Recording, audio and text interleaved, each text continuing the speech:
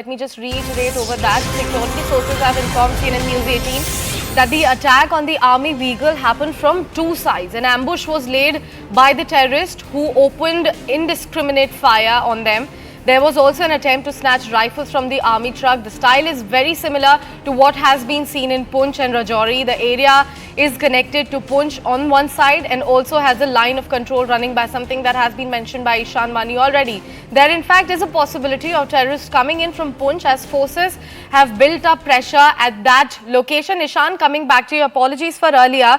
Now, but if you could talk about the footprints that you have just mentioned and talk about the pattern that has to be now read by the security personnel over there, what all they have understood from the pattern, or if they have tracked the movement, because these things do not happen overnight. A proper recce must have been done, a proper plan must have been laid out for it. Well, yes, what similarity is being seen between the attacks in Rajouri and Poonch and this particular attack, because you have similar attacks have taken place in Rajouri, Poonch, where they have opened fire at the army vehicles or targeted the Indian Army personnel during those, in those mountainous peaks. And then it's a similar kind of attack that we have seen here, that they target from two sides and they attack the Indian Army vehicle. There were two vehicles which are moving, and what we have been told is that there were at least 18 personnel who were traveling in these two buses, where the bus came under heavy fire, these trucks came under heavy fire, which resulted in injuries, and they tried to inflict maximum casualties.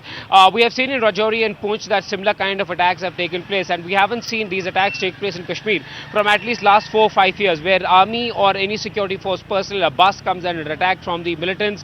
What has been happening here is that the most number of non-locals have been targeted, and we saw in Sonmarg even when Gagangir attack took place, that not only non-locals but anyone who was part of that particular project, they were targeted. But this is different, that there they had an idea that they will hit the Indian Army truck, that they will try to cause maximum casualties, they will fire at it, and they will try to then run away, because these are both mountainous areas and mountains are just surrounding these particular locations. So that's why they try to attack and then try to escape and then try to blend themselves into the mountain and the dense forest range which covers this entire belt. And given the fact that the Poonch and Rajouri area, and Poonch is just adjacent to these mountains on the other side, there's a possibility that they could have come from that side, because for more than a month there was a silence on the ground. Even during the election time, things were very calm in Kashmir, and after elections got over, there seems to be a renewed push to attack, to carry out certain attacks. We have seen it in Sonmarg, because in Sonmarg also you have the mountains and those areas which were targeted,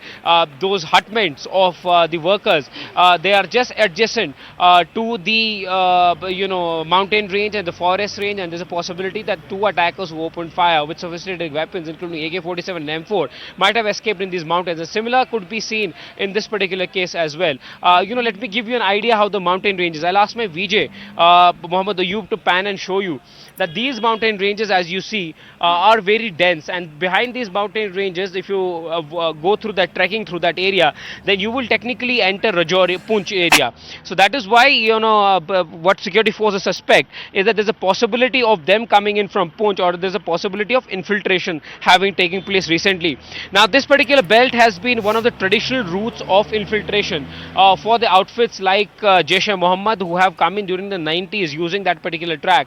But ever since then it has been calm and peaceful here in Gulmarg, and things have been really calm.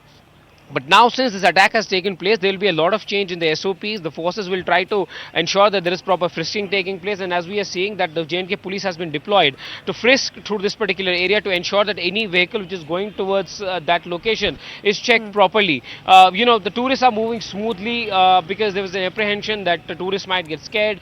But as we see that tourists have been coming in numbers to visit Gulmarg, this is a very famous tourist location, and now there will be an enhanced security cover in these locations and these venues. You will see the police has been deployed, and CRPF has also been deployed to check, frisk and see properly that if there is any suspicious vehicle, that is checked, and questions have been asked to them that why they are going there, and then they are allowed to move ahead. Media has been stopped here. The media hasn't been allowed to go through that to that location, because there's a proper investigation, a combing operation which is underway.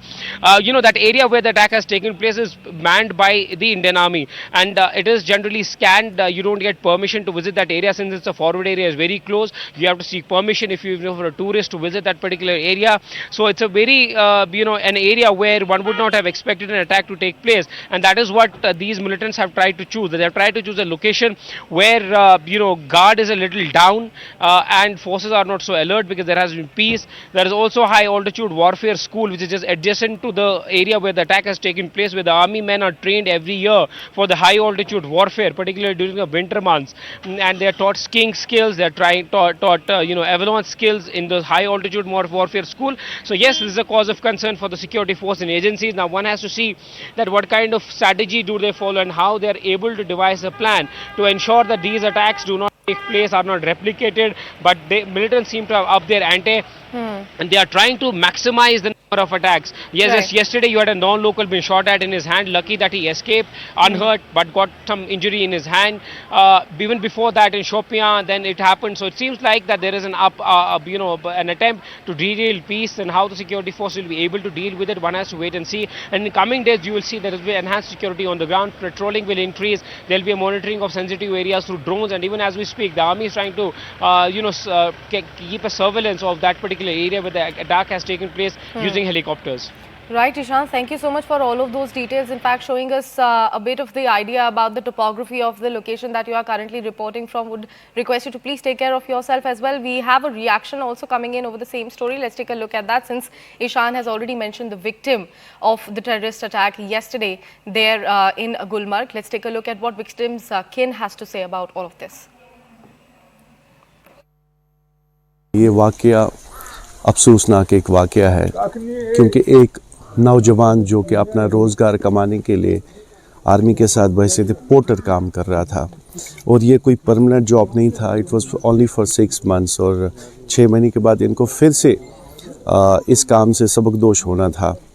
लेकिन कल रात को जब हमने ये ख़बर सुनी, और ये खबर सुन के ही पूरे नौशहरा में एक शौक सा पैदा हो गया सारे लोगों के दरमियान, क्योंकि एक बहुत छोटा एक नौजवान 27 साल इसकी उम्र है, जिसकी शादी हो गई है, एक 3 साल का बच्चा है. इसके वालिद साहब जो कि कैंसर पेशेंट है, और 2 साल से इनके पास कोई सोर्स ऑफ इनकम ऐसा नहीं था. तो इस वक्त सिर्फ इंसाफ की ज़रूरत है. आपने इसकी घर की हालत देखी होगी, बहुत खस्ता है.